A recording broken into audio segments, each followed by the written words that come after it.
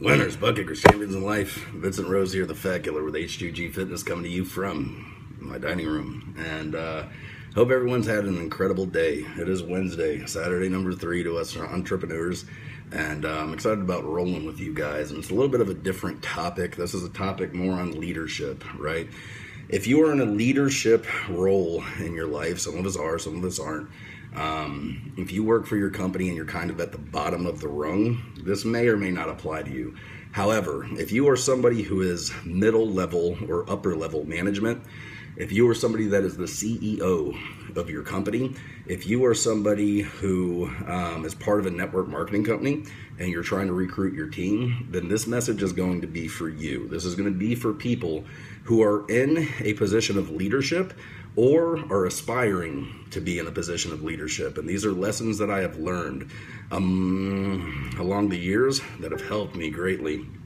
The title of this talk is this: you attract to you what you are, not what you want.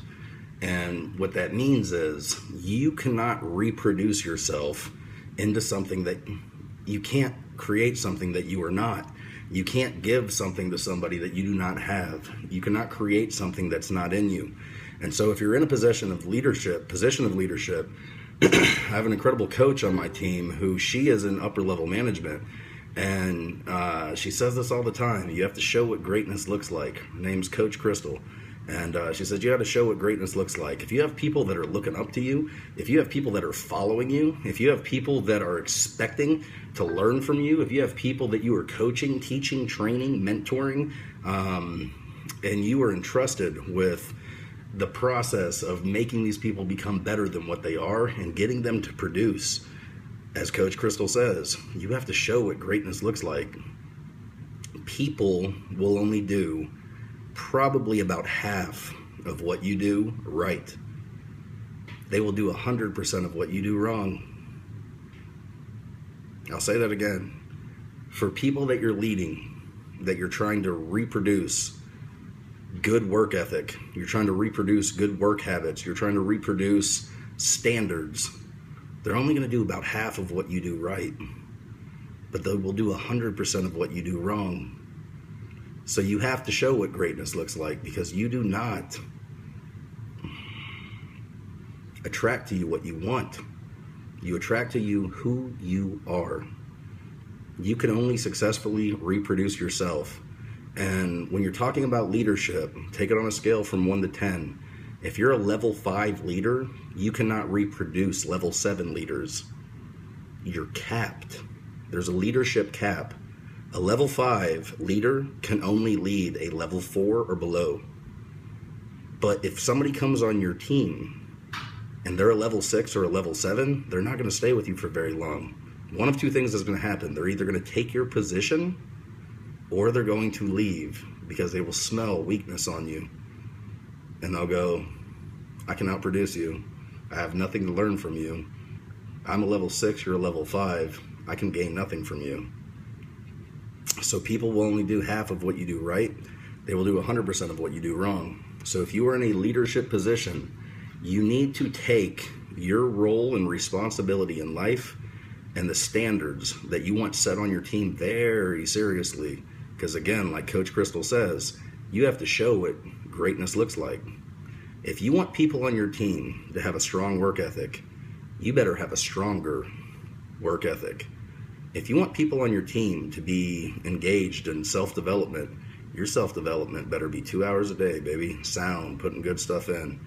If you want people on your team to be producers, you better show that you can produce. If you want people on your team to be motivated, you better be the most enthusiastic person that's ever walked the planet. If you want people on your team to be positive, you better always be upbeat. If you want people on your team to be happy, you better be happy. Whatever you want, you have to be, because the title of this message is you attract what you are, not what you want. Chris Tiemann, Jay Jimenez, John Steinburn, Monique Rodriguez, Kip Kuhn, welcome. Again, this is a message for leaders. This is a message for people who are trying to raise up a team underneath them and get them to accomplish great things.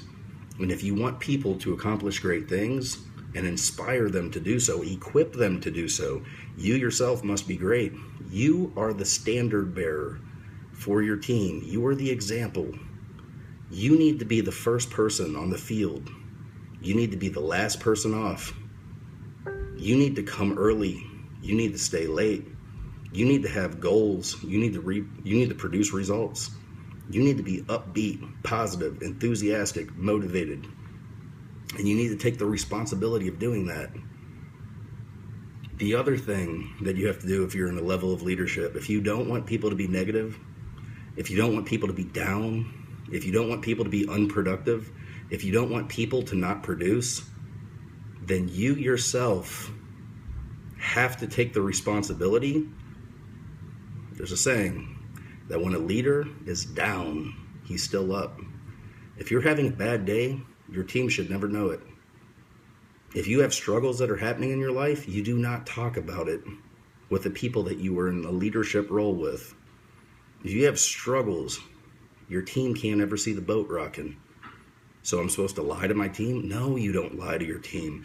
But if somebody is leaning on you for leadership and strength, and they see that you're weak, weakness doesn't breed strength.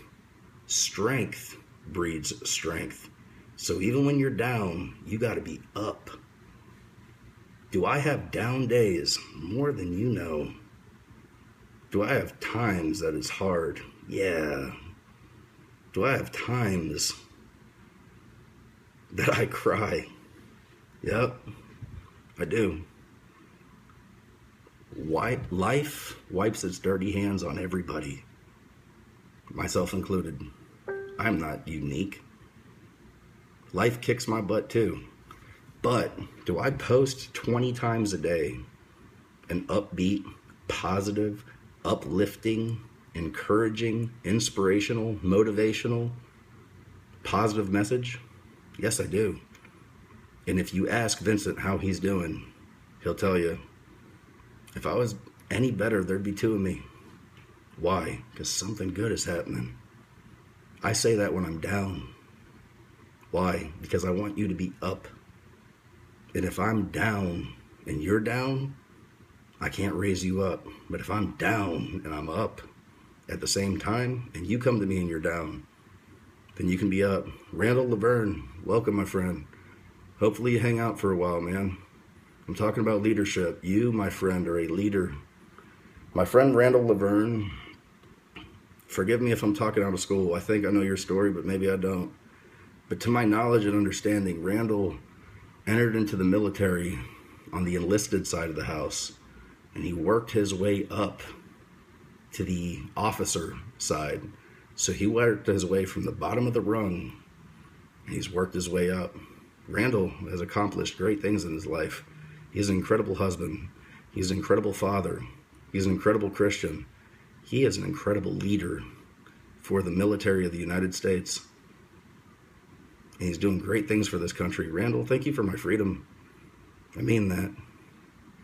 Randall, the title of this talk is You Attract to You What You Are, not what you want. Not what you want. And you set the standard for your team. There should be only one standard bearer on your team, and it's you. You should have more than that. But you better be first. Again, you come early, you stay late. You are the first boot that hits the ground coming off the helicopter. You're the last one to leave the battlefield. When you show up, you're motivated. When you show up, you're positive. If your life is on hell on fire, something good is happening. I'm smiling. We're going to accomplish great things today, guys. I love y'all. I believe in you. I see greatness in you. But it doesn't matter if I see greatness in you. If you don't see greatness in me, I can't pull greatness out of you. So, do I see greatness in you? Yes, I do. But let me show you an example of what it means to be great. Let me go forth. Let me hold the torch. Let me be the standard. Let me show you what it means to achieve greatness. And do your best to catch my speed. I know you can. You have all the same raw materials for success that I do. What's the difference? I'm using them. but I know that you can. But Vincent, I don't know how to use those tools. Let me show you, and I will teach you. You got to be the standard bearer. Another thing that I said, Randall, is when it comes to leadership on a scale from 1 to 10, let's say you're a level 5 leader, you're capped at level 5, and you can successfully lead level 4 or below leaders. But if a level 6 or a level 7 ever gets on your team, ever comes into your company, you can't lead them. And the first person that's going to realize it isn't you, it's them. I've had leaders that were mentors before that I outgrew. When I first came in, they were level 5s. I was a level 2. But I studied more. I worked more. I applied more. I prayed more. I did more. And once I became a level 6, I was looking down at my leader who was a level 5, and I went, you can't lead me anymore. Because as long as I'm following you, the best that I can ever be is a 5. But I'm not a 5. I'm a 6, and I aspire to be a 10. Because my strength doesn't come from you, it comes from Him. And God doesn't make any junk, and we are all capable of being a 10. But we have to take the responsibility of becoming one. Leaders are not born, they are made. And more often than not, they are self-made. How do you become a leader? You study leadership. You read things and put things in your eye gate that leaders put into their eye gate. You listen to and you get around people and listen to them and observe them through your eye gate and ear gate of what other leaders do. Put up a meme a week ago. You hang out with 5 losers, you're going to be the 6th. You hang out with 5 leaders, you're going to be the 6th. You can't hang out with losers and be great. I will ask you a question. Who are the 5 people that you spend the most time with? Are they leaders? Are they winners? Are they succeeding financially? Are they succeeding relationally? Are they succeeding in their faith? Are they succeeding in their fitness? Or are they failing financially?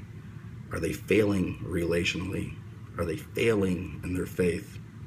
Are they failing in their fitness? Because if you hang out with 5 people that are failing in those 4 areas, you're going to be the 6th. But if you hang out with 5 people that are succeeding in those 4 areas, you're going to be the 6th. Who you are 5 years from now will be determined by 2 things: the books that you read and the people that you hang around. Well, Vincent, I don't read, and the people that I hang around aren't doing too good.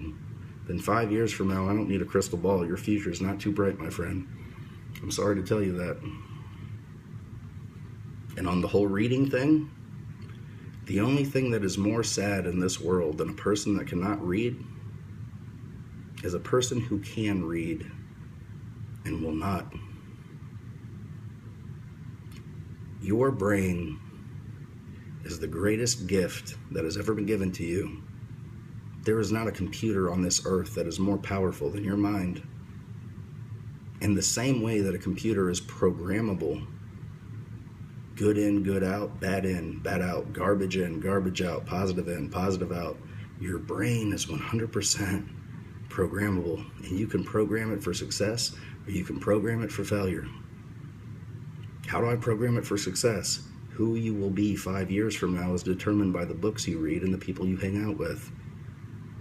Do you have losers in your life that you associate with? Yeah, I do. Stop associating with them. But Vince, it's my brother. Love your brother. Love him from a distance. Vincent, that's cold.